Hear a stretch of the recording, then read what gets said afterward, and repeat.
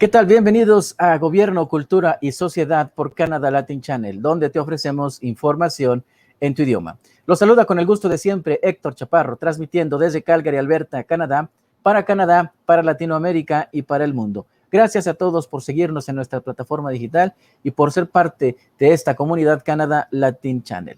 Antes de comenzar la entrevista que tenemos preparada para el día de hoy, quiero sugerirles que vayan y nos busquen en redes sociales. Estamos en Facebook, en Twitter, en Instagram, en YouTube. También nuestra página web www.canadalatinchannel.com. Estamos actualizando información y trayendo información importante directo de la fuente que se genera porque nos gusta estar informando de manera objetiva y veraz.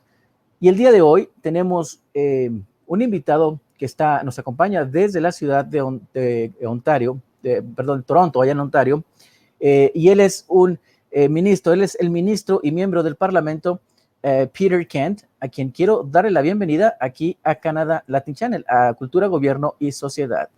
Minister, thanks for being here in Canada Latin Channel. Welcome. It's a pleasure to be with you. Thank you. Peter, we had this time I would like to talk about what's going on in Cuba, but regarding here in Canada. More than 2 weeks, we saw a huge crowd in Cuba protesting about a lot of things, all the repression, and they are just desperate, if I can say that. And even the Cubans here in Canada, across Canada, all white Canada, they are protesting and they are pushing to the government to announce and to support them and to do something about it. So what do you think about this? What is the update you have here in Canada? Well, I think that certainly Cuban Canadians and members of the Hispanic community generally have responded with great sympathy and great fury that the government took so long to acknowledge what was happening, and the Prime Minister took so long to formally state that he hears the people of Cuba who are protesting in the streets and their calls for democracy and freedom of assembly and freedom of speech, as we all enjoy here in Canada. The Prime Minister, as all Canadians know, has over the years, his family has been very close to the dictatorship, not to the people of Cuba. And so I understand the skepticism of the Cuban Canadian community, the Hispanic community generally, about what the Prime Minister has said and what he plans to do it. And Canada could respond in a number of ways, not to assist the regime, and not to, as Global Affairs Canada issued in their usual sort of neutral statement saying all parties should come together peacefully to negotiate a peaceful resolution. But the government of Canada should talk to the United States, of course, who holds the hand on sanctions, and President Biden, rather than loosening some of the measures that President Trump had imposed, has actually sanctioned the Ministry of the Interior for the detention, and we expect mistreatment, perhaps even torture, of some of those hundreds of demonstrators who were taken off the streets, and their families have not been able to learn of their situation. Canada, the Liberals were very reluctant 5 years ago when we in the opposition encouraged the development and the creation of the Magnitsky sanction laws. And those laws are made expressly for situations like this where there is gross examples of human rights, and it doesn't apply against, these sanctions don't apply against the people of Cuba, they apply against specific named senior officials and those in the military and who in the prison system who are abusing the human rights of political prisoners. And that essentially is what these people who have been taken from the streets are. They are political prisoners. The Prime Minister has been very deficient in speaking out more strongly. And we in the official opposition, Aaron O'Toole, the leader of the official opposition, had, on the day that the Prime Minister finally spoke, I believe it was because Aaron O'Toole had called on him and said, "What are you waiting for? Essentially, why have you not spoken out against this injustice in a 62-year-old dictatorship?" Minister, the protest started on a Sunday, one Sunday, and the minister Justin Trudeau just pronounced his thoughts. I think Thursday, like 3 or 4 days after that, and as you consider, it's a weak announcement in regarding about a huge and an important topic right now. It's in Latin America. Well, this is typical of the Prime Minister. He generally waits to see which way the wind is blowing. He doesn't respond with principled or with integrity.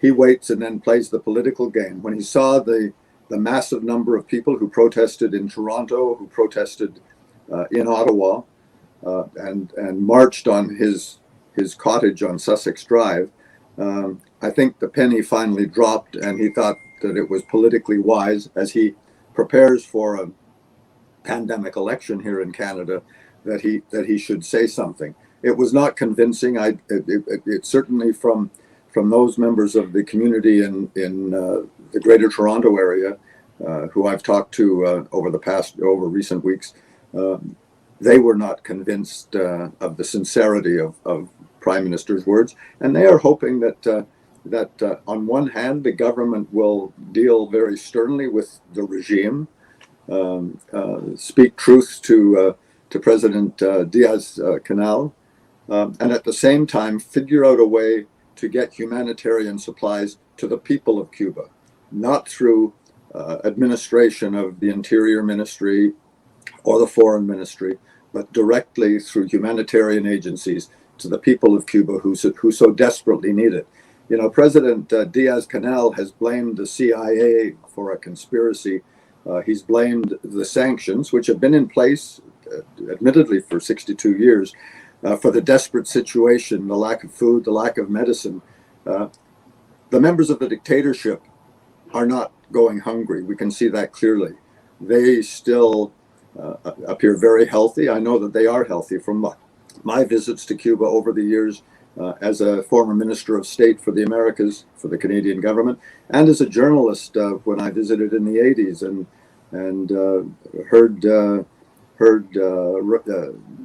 Fidel Castro speak in his 4 and 5 hour typical fashion, railing against American imperialism, while at the same time his people were suffering.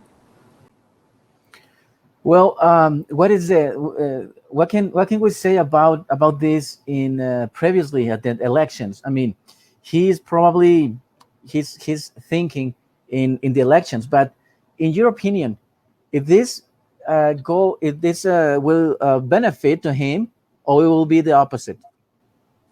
Well, I mean, in the same way that Prime Minister Trudeau and the Liberal government looked the other way for a very long time with the crisis in the continuing crisis in Venezuela, we see again in this Cuban crisis, humanitarian crisis, very late and I think a tepid response. Action is required on the ground now.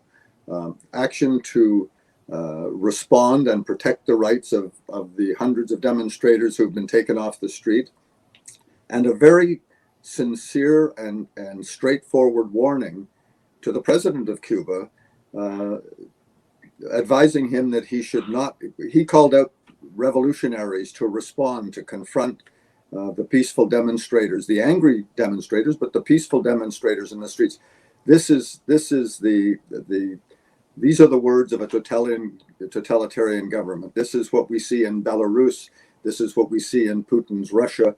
The Cold War still exists, and although we know that the end may be near, and it's for the people of Cuba to decide the outcome, but the friends of the people of Cuba, the United States, Canada, the democracies, have the power to put pressure on the regime to do the right thing, to assist with humanitarian aid, and get it directly to the Cuban people, not filtered through government sticky fingers.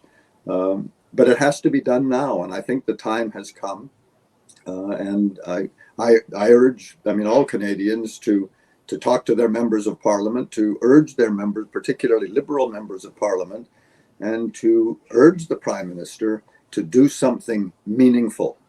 The Prime Minister is good with empty words and false sincerity and sympathetic eyes. But we know that he has praised, he lamented the death of Fidel Castro. He has praised the Cuban regime in a variety of ways.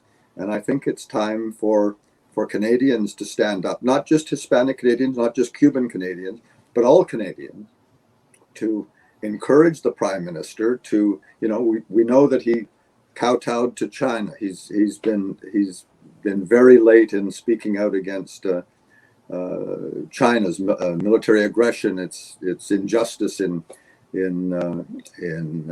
detaining the two Michaels. He's been slow on Venezuela. He's been slow on Belarus.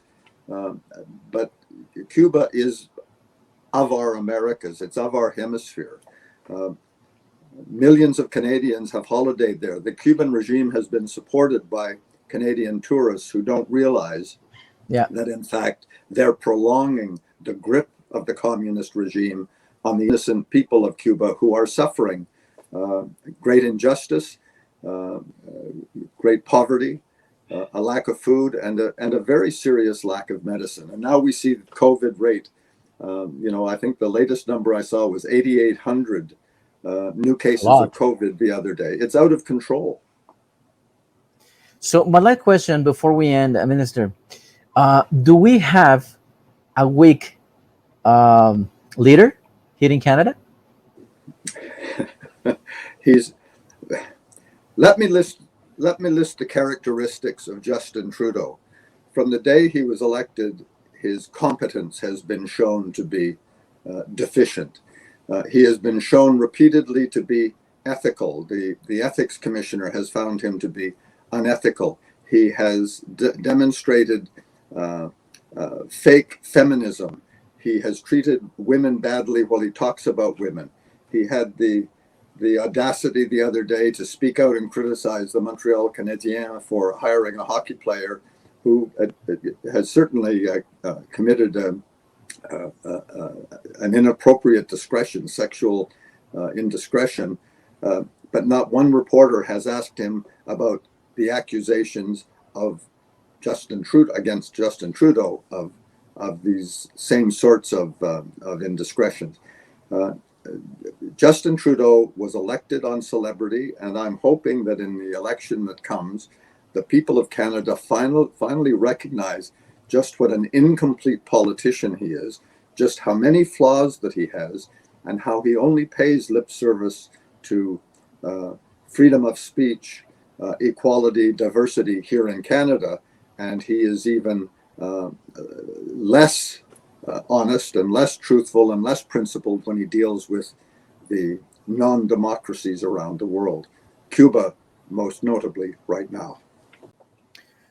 Minister, I want to say thanks for giving me the opportunity to be here with me in this interview and explain all the Latin community about what's going on and your thoughts about the Cuban problem here in Canada. Thanks a lot, and hopefully this won't be the last interview we have. Hasta la próxima. Gracias, ministro. Que esté bien. Muchísimas gracias. Bueno, a mí no me queda más que agradecer el favor de tu atención. Gracias por estar aquí en Canada Latin Channel en este programa, y quiero recordarte que te quedes en nuestra plataforma digital. Vayas a Facebook, a Twitter, a Instagram, a YouTube, a nuestra página web www.canadalatinchannel.com. Esto es Canada Latin Channel, información en tu idioma. Hasta entonces.